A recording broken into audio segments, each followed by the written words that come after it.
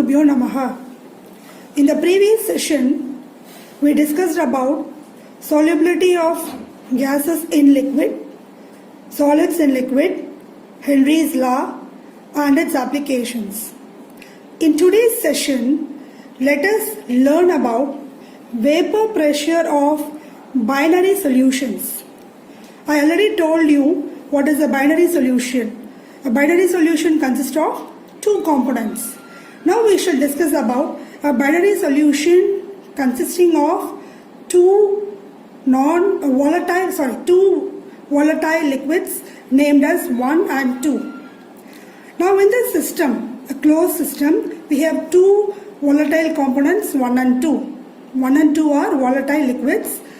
Now these liquids vaporize and they exert vapor pressure above the liquid.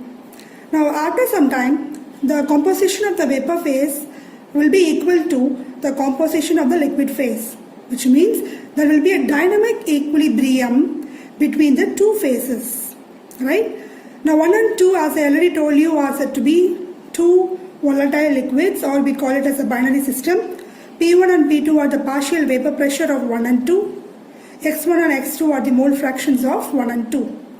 According to Dalton's law of partial pressure, total pressure inside the system is equated to pressure of component 1 and pressure of component 2. This concept we have learned already in our class 11.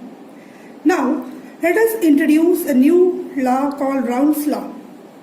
According to Raoult's law, for a solution of volatile liquids, the partial vapor pressure of each component, here the components are 1 and 2, is directly proportional to its mole fraction in solution, which means the partial vapor pressure of component 1 is directly proportional to its mole fraction, or it can be written as vapor pressure of component 1 is equal to vapor pressure of pure component. Please do remember, P1 naught is nothing but vapor pressure of pure component multiplied by its mole fraction. In a similar way, for component 2, the vapor pressure is equal to vapor pressure of pure component 2 into its mole fraction.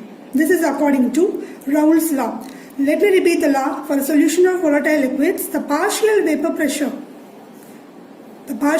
pressure of each component is directly proportional to its mole fraction in solution. Now applying Dalton's law. What is Dalton's law? Total pressure is equal to P1 plus P2. So X1 P1 naught. What is X1 P1 naught? This is the pressure of component 1, which we have taken it from Raoult's law, plus X2 P2 naught is the vapor pressure of component 2. Right? Now X1, we know that X1 plus X2 is equal to 1. The sum of the mole fraction of component 1 and component 2 is equal to 1. So substitute X1 as 1 minus X2 into P1 naught plus X2 P2 naught. Then take this X2 as common. The expression becomes P total is equal to P1 naught plus P2 naught minus P1 naught into X2. The vapor pressure of pure component 1 and 2 are going to be constant. So the total pressure of the binary system is going to be dependent on the mole fraction of the component. It may be X1 or it may be X2. Now let us discuss the vapor pressure of solutions containing non-volatile solid in liquid.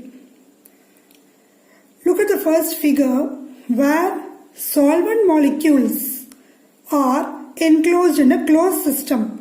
Now let us imagine a beaker of water which is kept inside a closed container.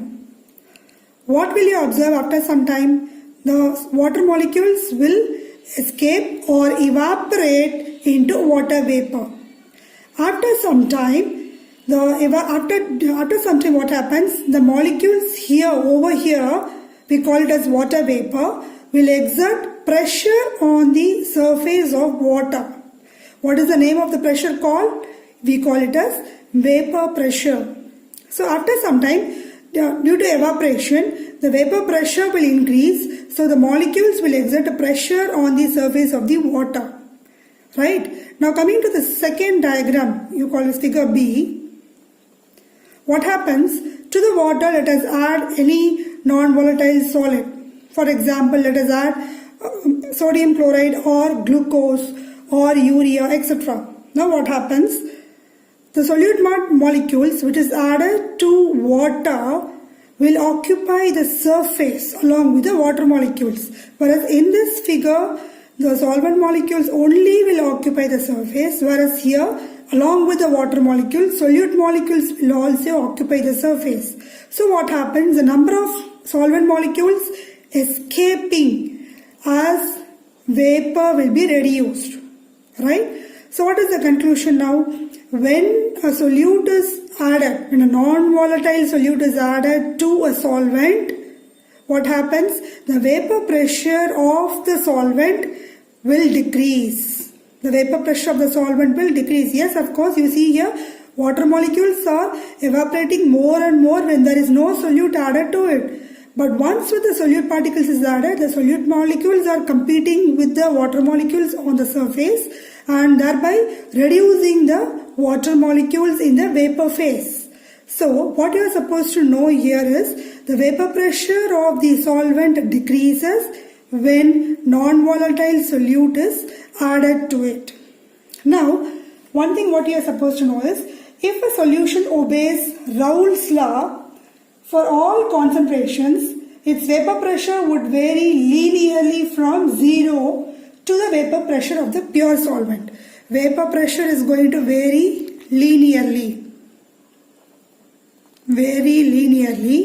From 0 to the vapor pressure of the pure component. Thank you.